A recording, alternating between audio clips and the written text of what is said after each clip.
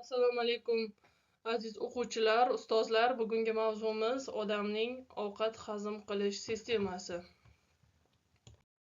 Bugungi mavzumizda sizlar bilan odamning ovqat hazm qilish sistemasi organlari, ularning vazifalari bilan tanishib o'tamiz.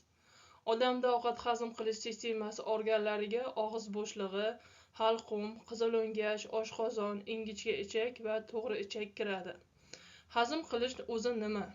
Oziq moddalarining tishlar yordamida maydalanib, birinchi etapda ichakda fermentlar ta'sirida parchalanib, ichak devori orqali qonga so'rilish jarayoniga aytiladi. Oziqni hazm qilish qayerdan boshlanadi? Bilamiz, oziqni iste'mol qilishdan, demak, og'iz bo'shlig'imizga solganimizda tishlar va til bilan, birinchi etapi boshlab beriladi.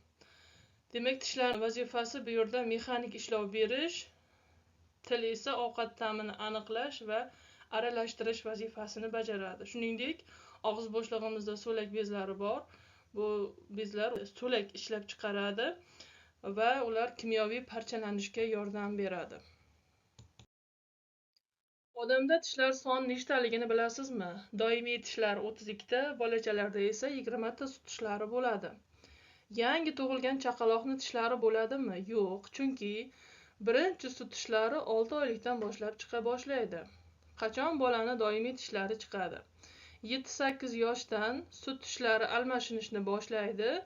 To bu demak 10-12 yoshgacha davom etadi va tugaydi. Ular doimiy tishlar bilan almashinadi. Qizil o'ngach qayerda joylashgan? Og'iz bo'shlig'i bilan oshqozonni o'zaro bog'laydi. Bu organimiz ovqat, demak, tishlar yordamida maydalangandan keyin qizil o'ngachga o'tadi va qizil o'ngach orqali oshqozonga tushadi. Oshqozonda esa ovqat kimyoviy va mexanik ta'sirlarga uchraydi. Ushbu rasm bilan tanishib o'tishingiz mumkin. Demak, o'sha kichkina bolachalarda, ya'ni chaqaloqda tishning chiqishi va qanday tishlarni necha oylikda chiqishlari keltirilgan, tanishib o'tishingiz mumkin. Keling, videomizni mana shu qismida kanalimizning rivojlanishi uchun obuna bo'lishingizni so'rab qolaman. O'z fikrlaringizni ushbu darslik haqida izohlarda qoldirib keting, like bosib qo'ying. Zeroki sizning bu harakatingiz bizning kanalimizning kelajagi uchun juda ham muhim hisoblanadi. Davom etamiz. Oshqozonda ovqatni nimalar kutib turibdi? Tanishamiz. Oshqozon devori muskullari ovqatni aralashtirib, mexanik parchalaydi. Fermentlar va oshqozon osti shirasi esa kimyoviy parchalab tashlaydi. Demak, hazm bo'lgan oziq ichakka, undan esa qonga so'riladi.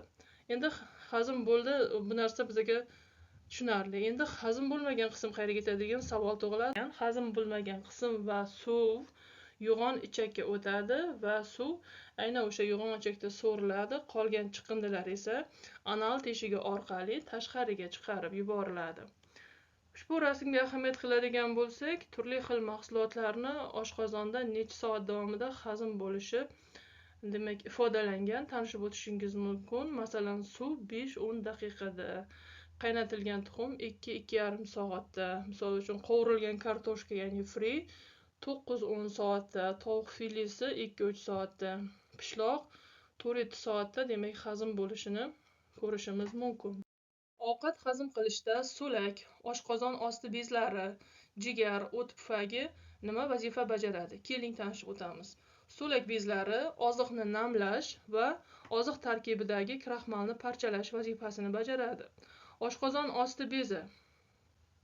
Ushbu rasmga qarasangiz, oshqozonning pastki qismida joylashgan, demak, fermentlar ishlab chiqariladi va ichakka quyiladi. Fermentlar ishlab chiqarib, ichakka quyadi hamda oqsil va uglevodlarni parchalaydi.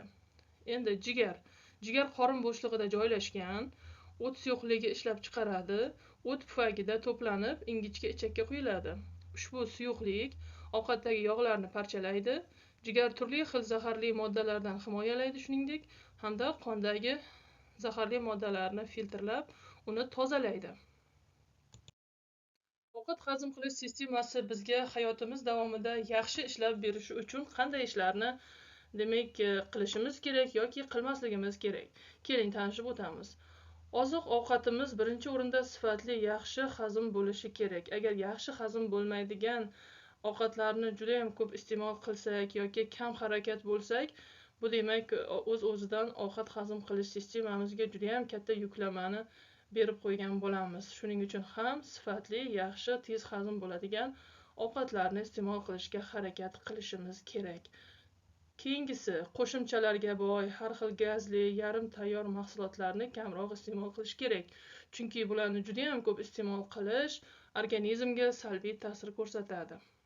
Keyingisi, tishlarni toza saqlash, ovqat qoldiqlaridan tozalash, uxlashdan oldin yuvish, ovqatdan keyin iliq suv bilan, albatta tishlar haqida ma'lumot ketyapti, chayish, tish cho'tkasini sovun bilan yuvib, issiq suvda chayish kerak.